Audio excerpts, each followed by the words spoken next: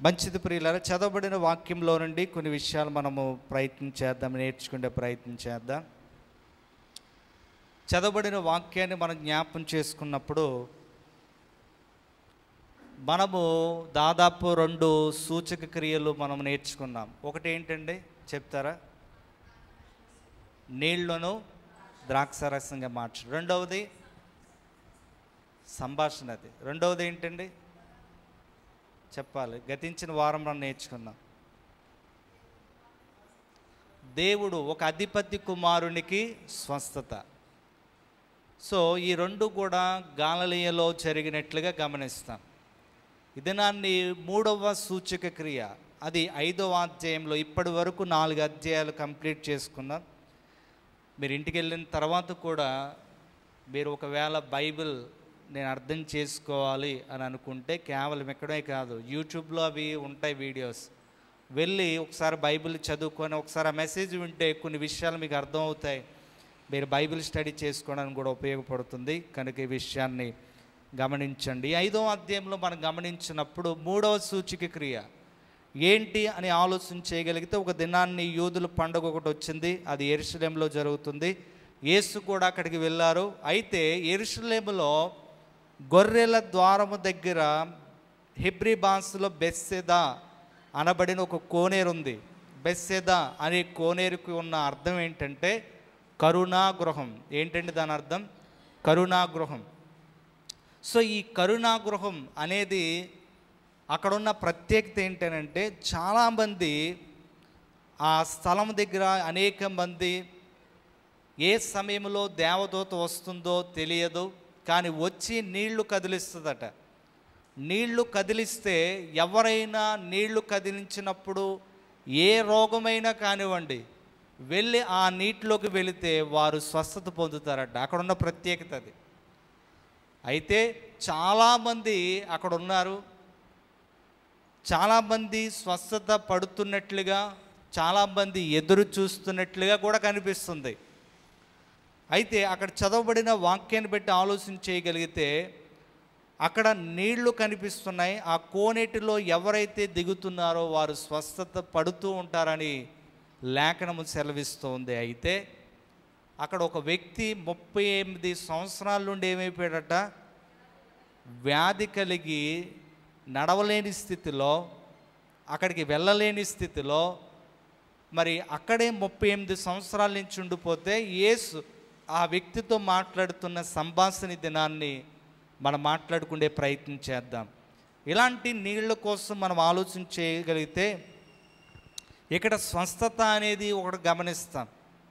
పాత నిబంధన గ్రంథంలో నిర్గమకాండము 15వ అధ్యాయం 16వ వచనంలో అంటాడు, ఐగుప్తులో వచ్చిన రోగములు ఏది మీ మీద రాకుండా నేను మిమ్మలను రక్షిస్తాను, స్వస్థపరుస్తాను, స్వస్థపరిచే యెహోవాను నేనే అనే మాటను మనం గమనిస్తాం.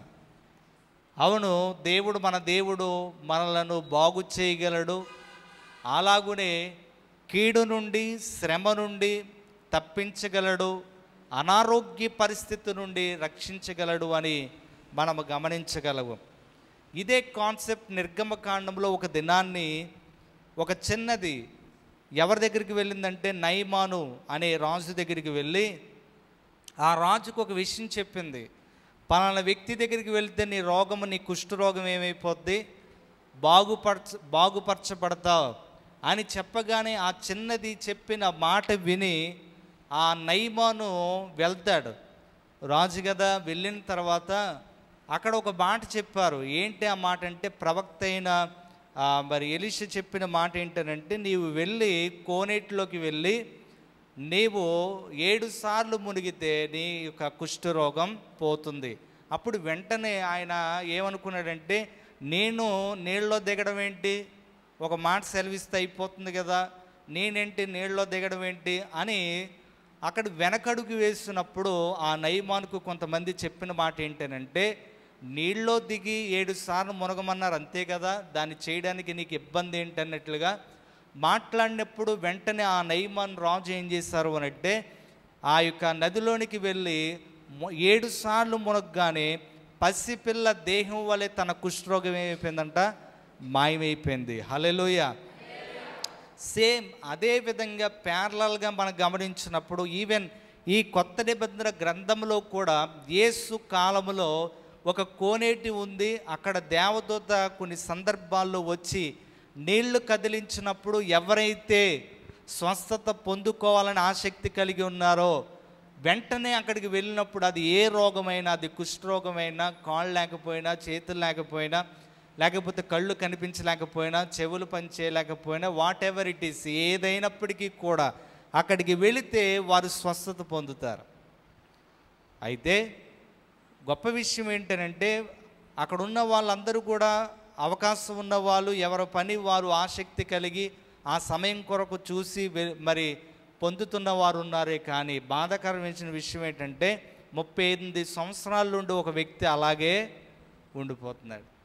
38 సంవత్సరాల నుండి స్వస్థత లేకుండా, 38 సంవత్సరాల నుండి అక్కడికి వెళ్ళడానికి తన యొక్క జీవితాన్ని, లేకపోతే ఆ యొక్క సమస్య నుండి బయటికి రావడానికి ఎన్నో ప్రయత్నాలు చేస్తున్నాడు.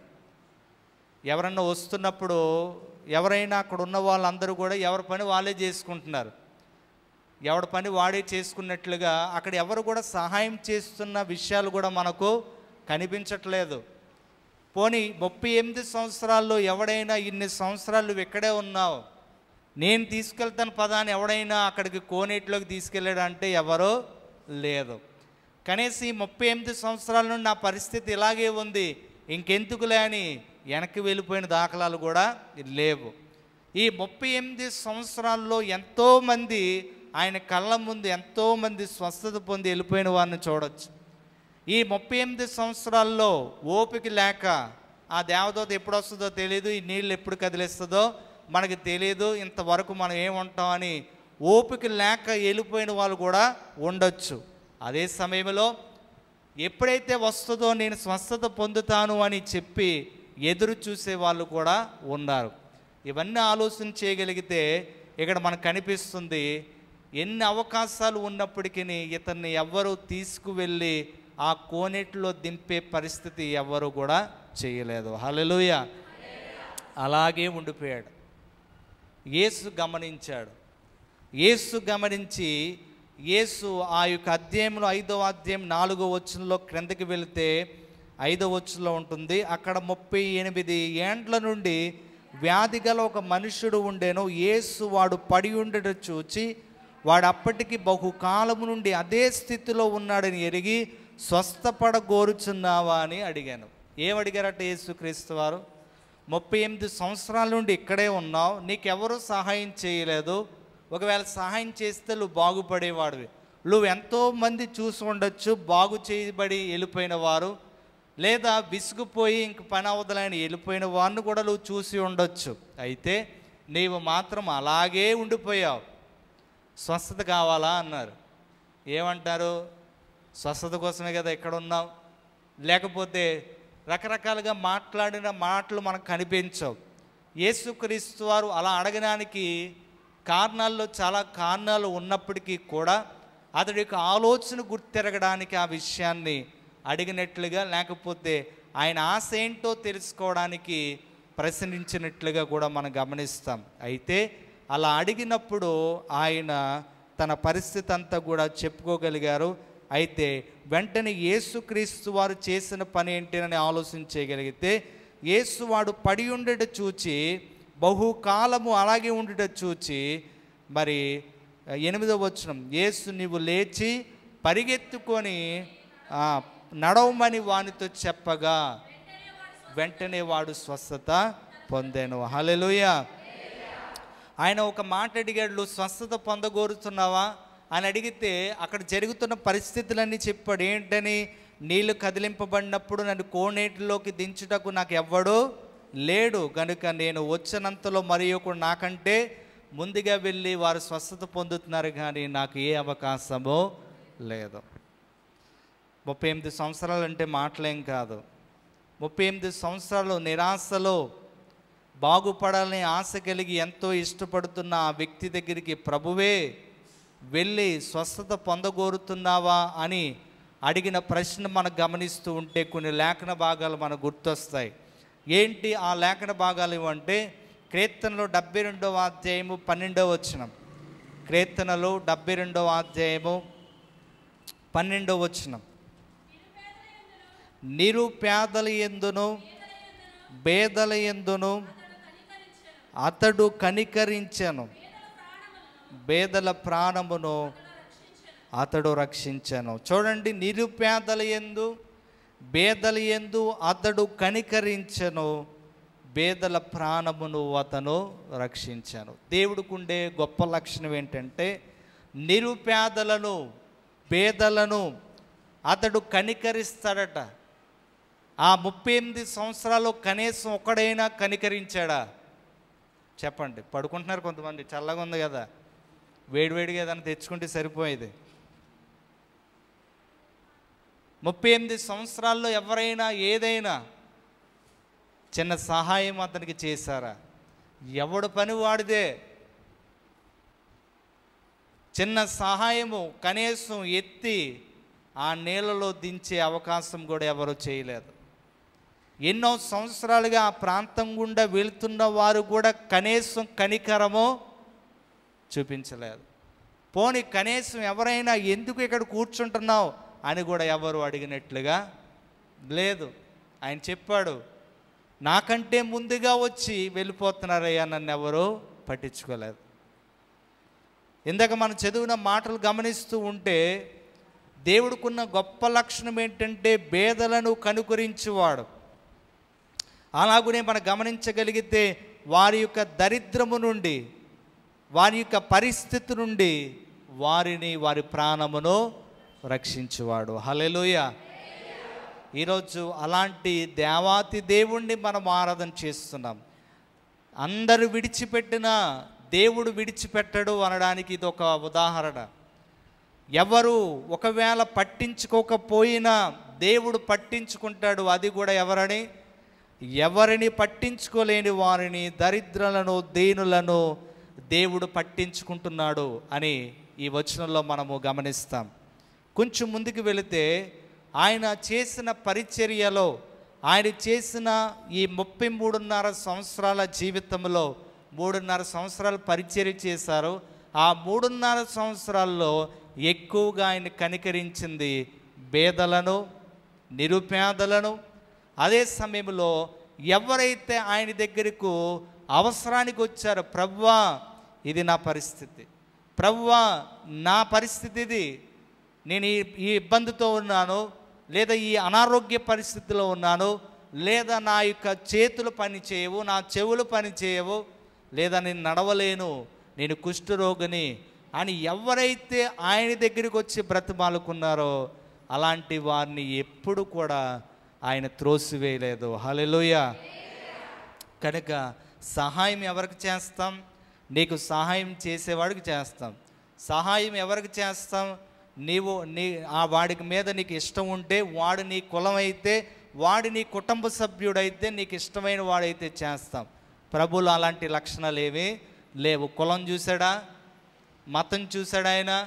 లేకపోతే ఆ రోగాన్ని చూసి వెనక్కి వెళ్ళిపోయాడా? కుష్ఠరోగులు ప్రభువాళ్ళు ముడితే మేము స్వస్థపరచబడతామంటే, కుష్ఠరోగం నేను ముట్టుకోవడం ఏంటి, నేనంటే నా రేంజ్ ఏంటి, నేను ఎక్కడి నుంచి వచ్చాను నీకు తెలుసా అని అన్నాడు ఆయన. ఒక దగ్గర మనం గమనిస్తాం. మరి ప్రియులారా, ఇప్పుడున్న పరిస్థితుల్లో మనం గమనిస్తే ఎవరైనా చిన్న అధికారం వస్తే కనీసం దగ్గరికి వెళ్ళడానికి కూడా అవకాశం లేని పరిస్థితుల్లో మనం ఉంటే, ప్రభు పరలోకాన్ని విడిచిపెట్టి నరరూపిగా ఈ లోకానికి వచ్చి మనిషి నాకు ఇది అవసరం ప్రభా, ఇది నా పరిస్థితి, నేను కుష్ఠరోగిని, సమాజం బయట ఉన్నాను, నన్ను అందరూ వెలివేయిస్తారు, నీ ముడితే నేను స్వస్థపరచబడతాను అంటే అక్కడైనా ఆయన వ్యతిరేకించాడు? ఆయన దేవుడికి మనసును అర్థం చేసుకోండి. 38 సంవత్సరాల నుండి ఆ వ్యక్తిని నిర్లక్ష్యం చేస్తూ ఉంటే ప్రభువే డైరెక్ట్గా ఆయన దగ్గరికి వెళ్ళి నీవు స్వస్థత పడాలనుకుంటున్నావా అని అడిగారు. హల్లెలూయా. ఒక విధంగా ఆలోచన చేయగలిగితే కోనేటిలోకి వెళితే స్వస్థత పొందేవారు ఒక విధంగా కోనేటిగా ఆయన దగ్గరికి వెళ్ళిపోయారు. ఈయన కోనేటి దగ్గరికి వెళ్ళాలి, కానీ ఎవరు వెళ్ళారు ఆయన దగ్గరికి? యేసే ఆయన దగ్గరికి వెళ్ళిపోయారు. నీవు స్వస్థత పొందగోరుచున్నావని అడిగినప్పుడు వెంటనే అక్కడ గమనిస్తాం, ఇది ప్రభా నా పరిస్థితి అని చెప్తూ వచ్చాడు. కీర్తనలు 113వ అధ్యాయము కీర్తనలు 113వ అధ్యాయము 5-7 వచనాలు. కీర్తనలు 113వ అధ్యాయము అండి. ఎవరు?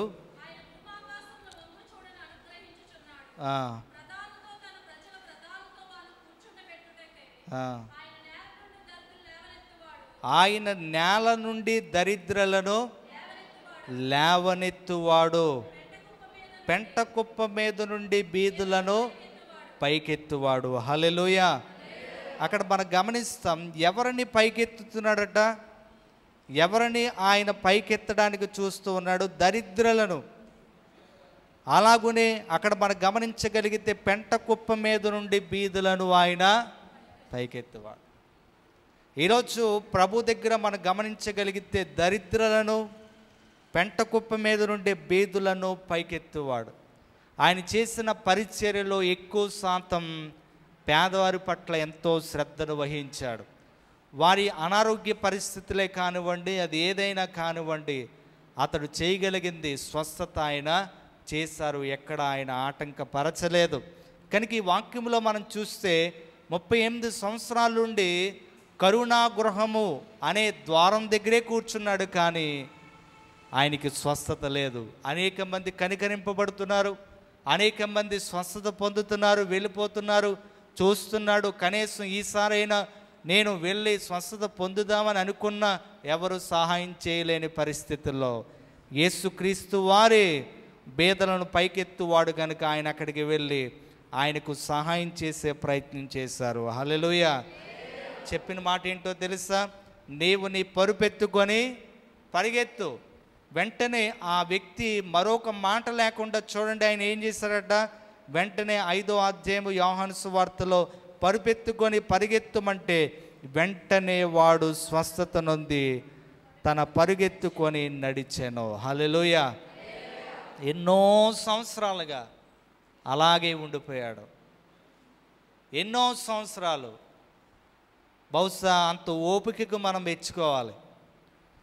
దేవుని దగ్గరికి వచ్చిన మనం కొన్ని సందర్భాల్లో, అనేక సందర్భాల్లో కొన్ని అనుకుంటాం, అవి జరగకపోతే విసుగుపోతాం.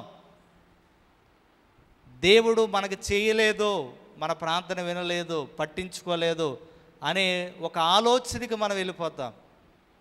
38 సంవత్సరాల నుండి అదే పరిస్థితిలో అలాగే ఉండిపోయాడు తప్ప వెనక్కి తిరిగి చూసినట్లుగా లేదు. ఆ పరిస్థితుల్లో అక్కడున్న పరిస్థితిని బట్టి ఆలోచన చేయగలిగితే కోనేటిలో దిగితేనే స్వస్థత. అది కూడా ఎప్పుడు దేవదూత ఎప్పుడు వస్తుందో ఎవరికి తెలియదు. ఇదేదో రెండో రాకడ లాంటిది అనమాట. ఎవడు ఆత్మలు సిద్ధంగా ఉంటే వాడే వెళ్ళిపోతాడన్నట్లు. అలాంటి పరిస్థితుల్లో ఎంతోమంది ఆ పరిస్థితి నుండి బయటికి రావడానికి ఎదురు చూపులు చూసి స్వస్థత పొందుతూ ఉంటే ఇతని పరిస్థితి మాత్రం ఎవ్వరూ సహకరించలేని స్థితిలో అలాగే ఉండిపోతే ప్రభువే ఆ వ్యక్తి దగ్గరికి వెళ్ళి లేచి నడిచి పరిగెత్తమంటే వెంటనే ఆ వ్యక్తి పరిగెత్తుకుంటూ వెళ్ళిపోయాడు. హల్లెలూయా. ఆయనకి తెలీదు ఎంతకీ స్వస్థత ఎవరు చేశారో కూడా ఆయనకి తెలీదు. ఆయన అడుగుతున్నారు, నువ్వు ఎలా పరిగెడుతున్నావు? ఎన్ని సంవత్సరాల నుంచి ఇక్కడ కూర్చున్నావు కదా, ఎలా పరిగెడుతున్నావు? ఎవరు నేను స్వస్థపరిచారు అంటే నాకు తెలియదు అన్నాడు. అంటే ఎవరు స్వస్థపరిచారో కూడా ఆయనకు తెలీదు. అప్పుడు యేసు ఒక దినాన్ని ఆయన్ని కలుసుకొని, ఇదిగో ఒక దినాన్ని నీవు స్వస్థత పొందావు అలాగని చెప్పి 14వ వచనంలో ఆయన అంటాడు, అటు తర్వాత యేసు దేవాలయంలో వాడిని చూచి, ఇదిగో స్వస్థత పొందావు, మరెక్కువ కీడు నీకు కలగుండునట్లు ఇక పాపము చేయకమని చెప్పగా వాడు వెళ్ళి తను స్వస్థపరిచిన వాడు యేసు అని యూదులకి చెప్పాను. హల్లెలూయా. ఒక సందర్భంలో ఎవరు స్వస్థపరిచారో ఆయనకు తెలియదు, కానీ యేసుకు తెలుసు కనుక ఆ వ్యక్తిని ఒక దినాన్ని దేవాలయం దగ్గర కలుసుకొని చెప్తున్న మాట ఏంటనంటే, నీవు ఇక మీదట నీవు మరి ఎక్కువ కీడు నీకు కలగకుండునట్లు ఇక మీదట పాపము చేయకు. కొన్ని రోగాలు ఎందుకు వస్తాయి తెలుసండి? పాపం వల్ల వస్తాయి. కొన్ని రోగాలు అతిక్రమాలు పాపాలు వల్ల వస్తాయి. అవి ఎక్కువైపోకూడదు అంటే ప్రభు చెప్తున్న మాట ఏంటో తెలుసా? ఇక మీదట నీవు పాపము చేయకుండా మరి ఎక్కువ కీడు నీకు కలగకుండానట్లు ఇక మీదట నీవు జాగ్రత్త పడు. అతన్ని స్వస్థతే కాదు, అతనుకున్న దోషం, అతనుకున్న పాపం అది కేవలము అతడు చేసిందో లేకపోతే పూర్వీకులదో మనకు తెలియదు, కానీ పాపం అనేది వెంటాడుతూ అతన్ని స్వస్థత కూడా పొందుకోలేని స్థితిలో ఉన్న వ్యక్తిని ప్రభువే అతనికి స్వస్థతనిచ్చి అతని పాపాన్ని కూడా ఏం చేశారట, తీసివేశారు. హల్లెలూయా. ఈ విషయాన్ని యూదులు తెలుసుకున్నారు. చెప్పగా ఎవరికి చెప్పారు ఈ విషయం? యూదులకి చెప్పాడు. వాళ్ళు ఎలాంటి వారంటే యేసుని ఈయన దైవ కుమారుడని చెప్పుకుంటున్నాడు అని ఎలాగైనా ఆయన చంపాలని ప్రయత్నం చేస్తున్న వారితో యేసే నన్ను స్వస్థపరిచాడు అని చెప్పగానే అక్కడ ఉన్న వాళ్ళందరూ కూడా ఈయన ఎప్పుడు స్వస్థపరుస్తున్నాడు, ఈయన విశ్రాంతి దినమందు స్వస్థపరుస్తున్నాడని యేసును కూడా అక్కడ అపార్థం చేసుకున్నట్లు మనం గమనిస్తాం. యేసు ఆ చోటు నుండి ఆయన తప్పించుకొని వెళ్ళిపోయినట్లుగా కూడా గమనిస్తాం. ఇది నాన్ని నేను మనం గ్రహించవలసిన ఒక విషయాన్ని మీకు తెలియచేయాలని ఆశపడుతున్నాను. దేవునికి వాక్యంలో మనం గమనించగలిగితే ఒకవేళ 38 సంవత్సరాల నుండి ఆ వ్యక్తి అలాగే ఉండిపోయినట్లుగా కొన్ని సంవత్సరాలుగా మనము కూడా ఒకే విషయం మీద దేవుని దగ్గర ఒకవేళ మనం విజ్ఞాపన చేస్తే దేవుడు వినడా? ఆ ప్రశ్న మనం వేసుకుందామా? 38 సంవత్సరాల నుంచి ఒకే పరిస్థితుల్లో తన పరిస్థితి నుంచి బయటపడాలని ఆ కోనేటి దగ్గర అలా ఉండిపోయిన, ఆ కరుణా గృహం దగ్గర ఉండిపోయిన వ్యక్తి అతను ఎలాగైతే స్వస్థత పొందాడో ఇక్కడ మనం గమనించగలిగితే ఒకవేళ నీ సమస్య అనారోగ్యం కాకపోవచ్చు, నీ సమస్య ఇంకేదైనా అవ్వచ్చు, సంవత్సరాలు గతించిపోతూ ఉంటే ఈ వ్యక్తిని చూసి మనం కొంచెం ధైర్యపరచబడాలి. ఎందుకనంటే యేసే ఆ వ్యక్తి దగ్గరికి వెళ్ళిపోయాడు. హల్లెలూయా. యేసే ఆ దగ్గరకు వెళ్ళి ఆ వ్యక్తిని లేవతీసినట్లుగా మనం చూస్తున్నాం. దరిద్రులని లేకపోతే అంటుకోకూడదనో, నాకు సంబంధం లేదనో, వారితో నాకు సంబంధం ఏంటి అని ఒకవేళ కులం చూసుకోనో మతం చూసుకోనో ఒకవేళ ఆ వ్యక్తిని విడిచిపెట్టవచ్చు, కానీ మన ప్రభు అలా విడిచిపెట్టలేదు. అందుకే మన కీర్తనలో చదువుకున్నాం, బేదలను పైకెత్తువాడు, దరిద్రులను పెంటకుప్ప నుండి ఆయన దీనులను పైకెత్తువాడు. హల్లెలూయా. ఈరోజు వారు ఎవరైతే మనలను ఆ పరిస్థితుల్లో చూసి సహాయం చేయకుండా వెళ్ళిపోయి అవమానించి నిందించి, ఇందాక కీర్తనలో చదువుకున్నాం, చాలామంది నీ దేవుడు ఏమైపోయాడని ప్రశ్న చాలామంది వేసినప్పుడు పరిస్థితిని బట్టి మనం ఏమైపోతాం, తొందరపడిపోతాం, టెన్షన్ పడిపోతాం. వారు ఇలా అంటున్నారు అలా అంటున్నారు నిజమే కదా అని అనుకుంటాం. కానీ ఇక్కడ ఉన్న పరిస్థితిని బట్టి ఆలోచన చేయగలిగితే కీర్తనకారుడు కూడా అంటున్న మాట ఏంటో తెలుసా? నేను నా దేవుని యందే నేను నిరీక్షిస్తున్నాను, నాలో నేను ఎలా తొందరపడదును, వాడేదో తొందర పెట్టాడని నేను తొందరపడను, కానీ నేను నిరీక్షిస్తున్నాను ఎవరిపైన అంటే దేవుని పైన. హల్లెలూయా. నీ పరిస్థితి ఏదైనా కావచ్చు, అది అర్థం చేసుకునేవాడు మనం ఆరాధన చేస్తున్న దేవుడు. అదే సమయంలో ఆ పరిస్థితి నుండి విడిపించగల సమర్థుడు కూడా దేవుడు మాత్రమే.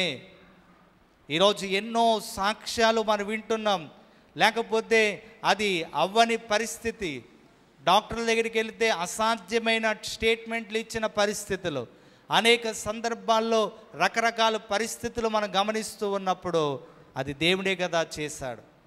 ఎన్నో సాక్ష్యాలు వింటున్నప్పుడు ఇది దేవునికే కదా సాధ్యం అని అనిపిస్తుంది. అలాంటి కార్యాలు దేవుడు చేయగలడు అంటే మాట చాలు. ఇక్కడ కూడా మనం గమనిస్తాం, ఆయన ఏమి కూడా స్వస్థపరిచి లేదా చేయి చాపినట్టు లేకపోతే ముడుతున్నట్లు కాదు. ఆయన ఏమన్నాడట, లేచి నీ పరుపెత్తుకొని పరిగెత్తు. హల్లెలూయా. గతించిన వారు ఏం చెప్పుకున్నాం, అక్కడ మనం గమనిస్తాం, నీ కుమారుడు బ్రతుకుతాడు వెళ్ళిపో అన్నాడు. అంతే. ఆయన వెళ్ళిపోమంటే ప్రభువా ఇది ఎలా సాధ్యం, నా కుమారుడు అక్కడ ఉన్నట్లు రాకుండా ఎలా అయిపోద్ది అన్నాడా? లేదు. ఆయన మాట సెలవిచ్చిన తర్వాత శతాధిపతి ఏమైపోయాడట, అధికారి ఇంటికి వెళ్ళిపోతే అదే సమయంలో తన కుమారుడు స్వస్థత పొందాడు. అంటే ఆయన మాటలో ఎంత శక్తి ఉందో మనం గమనిస్తాం, ఆయన మాటలో ఎంతో గొప్ప కార్యాలు మనం గమనిస్తాం. అందుకే ఆయన మాటలు మనం గమనించినప్పుడు జుంటే తేనె దారాల కన్నా మధురమైనది. హల్లెలూయా. కడుపు నిండా తింటాం, కొన్నిసార్లు తింటే ముక్కులోంచి కూడా వచ్చేద్ది. ఇలా అంటున్నానని ఏమనుకోకండి. ఏంటండి, చాలా ఇబ్బంది పడిపోతాం. ఎప్పుడైనా పీకల దాకా దేవుని వాక్యం విన్నావా? వినం. దేవుని మాటలు మనలో సంపూర్తిగా ఉంటే ఏ పరిస్థితినైనా ఎదుర్కోగలుగుతాం. ఏ పరిస్థితినైనా, ఒంటరితనమైనా, నిందలైనా, అవమానాలైనా, ఎలాంటి పరిస్థితి అయినా ఎదుర్కొనే శక్తి ఎలా వస్తుందో తెలుసా? దేవుని మాట ద్వారా వస్తుంది. హల్లెలూయా. అందుకే దేవుని మాటలు మనకు ఎలా ఉండాలి? నిండా ఉండాలి. దేవుని యొక్క మాట చేతనే ఒక అధికారి కుమారుడు స్వస్థత పొందాడు. సమరయ స్త్రీలో ఉన్న ఆ గొప్పతనం ఏంటంటే, ఆమె వెళ్ళి దేవుని యొక్క మాటలు ప్రకటించినప్పుడు వారి సమరయ స్త్రీ మాటలు విని ప్రభు దగ్గరికి వచ్చిన తర్వాత వాళ్ళు అన్న మాట ఆల్రెడీ నేను చెప్పాను, ఇక మీదట నీ మాటలు పెట్టి గాక ప్రభు మాటలు పెట్టి మేము ఈ నిజంగా లోకరక్షకుడని మేము తెలుసుకొని చున్నాము. ఈరోజు ఈ మాటలు పెట్టి ఆలోచన చేయగలిగితే దేవుడి మాటలో ఎంత గొప్ప శక్తి ఉందో మనం గమనిస్తున్నాం. మరొకసారి నేను మీకు తెలియచేస్తున్న విషయం ఏంటంటే, ఆయన మాట చేత స్వస్థత కూడా జరిగించగలడు. ఆయన మాట ఎనఫ్, ఆయన మాట సరిపోతుంది. ఒక దినాన్ని లాజరుతో అన్నాడు, లాజరు బయటికి రా. ఆ మాటే ఆయన ఏం చేసిందో తెలుసా? ఆ యొక్క సమాధిలో నుండి బయటికి రావడానికి దారితీసింది. కూడా వెళ్ళిన వాళ్ళు ఏమన్నారు? ఈరోజు మనకి దెబ్బలే ఉంటారండి అని ఒకరొకరు మాట్లాడుకున్నారు. అవునా? అక్కడికి వెళ్తే పరిస్థితి అలాగా లేదు. లాజరు బయటికి రమ్మంటే ఆ డెడ్ బాడీ ఎలాగైతే ఉందో అలాగే లేచి వచ్చేసాడు. మాట ఒక దినాన్ని మనం గమనిస్తాం. ఇదే సువార్తల్లో, మత్తయి సువార్త నేను అనుకుంటున్నారు, అందులో మనం గమనిస్తాం. ఏంటో తెలుసా? 8వ అధ్యాయము 8వ వచనం, ఒక వ్యక్తి వచ్చి ప్రభు దగ్గరికి వచ్చి అంటాడు, ప్రభువా, నీవు నా ఇంటికి రావడానికి నేను యోగ్యుణ్ణి కాదు, నీ మాట సెలవిస్తే చాలు. మా ఇంటికి కూడా నువ్వు రావడానికి నాకు అర్హత లేదు. I'm not eligible. నేను అర్హత కలిగిన వాడిని కాదు. నీవు మాట సెలవిస్తే చాలు, నా ఇంటికాడ నా దాసుడు స్వస్థత పొందుతాడు. అప్పుడు ప్రభు చెప్పిన మాట ఏంటో తెలుసా? ఎంత విశ్వాసము నేను ఇశ్రాయేలులో అయినను చూడలేదు. హల్లెలూయా. ఈరోజు అద్భుతం అంటే మనం ఏదో చూసి నమ్మడం కాదు. అద్భుతం అంటే కేవలం చేయి ప్రభువా, నేను చూసి నమ్ముతానడం కాదు. ప్రభువా, నువ్వు అద్భుతం చేయగలవు, నీ మాట మీద నాకు నమ్మకం ఉంది. ఇశ్రాయేలులో అయినను చూడలేదు అని ఒక అన్యుని కోసం ప్రభు చెప్పినట్లుగా, ఏళ్ళు నీ కుమారుడు స్వస్థత పొందుతాడంటే ఆ మాట నమ్మి వెళ్ళిపోయి తన కుమారుడు స్వస్థత పొంది తన కుటుంబం అంతా రక్షణలోకి వచ్చినట్లుగా, 38 సంవత్సరాలు ఉండి అదే పరిస్థితుల్లో ఇంకెవరు సహాయం చేయలేని ఆ నిశ్చయత స్థితిలో కూడా ప్రభువే ఆయన దగ్గరికి వెళ్ళి నేను పరిగెత్తు అంటే మాట నమ్మి పరిగెత్తుకొని వెళ్ళిపోయాడు. ఈరోజు మన విశ్వాసం ఏ స్థాయిలో ఉందో కూడా గమనించవలసిన అవసరం ఉంది. హల్లెలూయా. ఈరోజు ఈ మాటలు వింటున్న నీవు, నేను, మనమందరము కూడా ఆయన మాటను విశ్వసిద్దాం, ఆయన మాటను మనం నమ్ముదాం. దేవుడు గొప్ప కార్యాలు మన పట్ల జరిగించగలడు. సంవత్సరాలు గతిస్తున్నా ఆయన మాట తప్పడు. సంవత్సరాలు గతించిపోతున్నాయని కంగారు పడిపోకు, దేవుడి మీద నిరీక్షణ ఉంచు. నీ ఇంకెవరు చూడట్లేదా? ప్రభు చూస్తున్నాడు. నేను ఎవరు పట్టించుకుంటలేదా? ప్రభు చూస్తున్నాడు. అంతే. ఆ ఒక్క మాట మీద నీవు వెళ్ళిపోతే దేవుడు తగిన సమయంలో దేవుడు నిన్ను నిలబెట్టగలడు. నీ పక్షాన్ని దేవుడు ఉన్నాడని కూడా వారు తెలుసుకోవాలంటే మనం కూడా ఓపుగా ఏం చేయాలి? నించోవాలి. హల్లెలూయా. ఎప్పుడు కూడా మనం కృంగిపోవద్దు. ఆయన మాట మనకు చాలు. ఆయన మాటే మనకు జీవపు ఓట, ఆయన మాటే మనకు సమస్తము. ఆయన మాటే ధనము కంటే, బంగారము కంటే, వెండి కంటే విలువైనది. అందుకే ఆ మాటను, ఈ మాటలు ఎలా పోల్చారు? జుంటే తేనె దారాల కంటే. తేనెలో రకాలు, చాలా రకాలు ఉంటాయి. అందులో కాస్ట్లీ తేనె ఏంటో తెలుసా? ఇది ఎవరికో కానీ దొరకదు. జుంటె తేనె అంతకంటే మధురమైందంట దేవుని యొక్క వాక్యం. హల్లెలూయా. తేనెలు వేరు, జుంటె తేనె వేరు. జుంటె తేనె అది టేస్ట్ చూసిన వారు మామూలు తేనెకి ఈ తేనెకి చాలా తేడా ఉంటుందట. వాక్యాన్ని ఎలా పోల్చారంటే జుంటె తేనె దారాల కంటే మధురమైనది, వెండి బంగారాల కంటే. అందుకే సామెతల గ్రంథంలో సొలొమోను చెప్తున్న మాట ఏంటో తెలుసా? ఈ జ్ఞానాన్ని, ఈ సంపదను వెండిని వెతుకుతున్నట్లుగా, బంగారాన్ని వెతుకుతున్నట్లుగా, నీది ఒకవేళ ఏదైనా వస్తువు పోతే ఎలాగైతే ఎదుగుతావో అలాగే నీవు కూడా దీనికోసం వెతుకు, నీ సంపదనంతా ఇచ్చి దీనిని సంపాదించుకో అంటాడు. ఈరోజు మనం బ్రతికించేది ధనము కాదు. ఒకవేళ ధనమే నేను బ్రతికిస్తుంది అనుకుంటే, చాలామంది ధనవంతులు ఆ పరిస్థితికి వస్తే కొంతమంది చెప్పిన మాట ఏంటో తెలుసా, నా ధనము కూడా నన్ను రక్షించలేదు. కోవిడ్లో చాలామంది ఈ విషయం తెలుసుకున్నారు. ఈరోజు ఒకవేళ నువ్వు దేని మీద అయితే ఆధారపడుతున్నావో అది చాలు, అదే నన్ను రక్షిస్తుందని అనుకుంటున్నావా, అది నిన్ను రక్షించదని నీవు కూడా ఒక దినాన్ని తెలుసుకుంటావు. ఏది నిన్ను రక్షిస్తుందంటే చివరికి దేవుని మాట మాత్రమే. హల్లెలూయా, దేవుని మాట మాత్రమే. చాలామంది చనిపోదాం అనుకునే వాళ్ళు కూడా ఈరోజు బ్రతికి బట్టగడుతున్నారంటే డబ్బు కాదండి. చాలామంది ఇంక చనిపోదామని ఇలాంటి నాలాంటి సేవకులు మాటలు చెప్పి వారి ద్వారా వీరి ద్వారా మైకులో విని దేవుని యొక్క మాటలు విని వారి జీవితాలు చూసుకొని దేవుని యొక్క మాట ఉంటే చాలు అని చాలామంది చనిపోదామన్న వాళ్ళు వెనక్కి తిరిగారు. దేటి కారణం? డబ్బే ఇవ్వలేదు వాళ్ళు, దేవుడి మాట వారిని ధైర్యపరిచింది. హల్లెలూయా.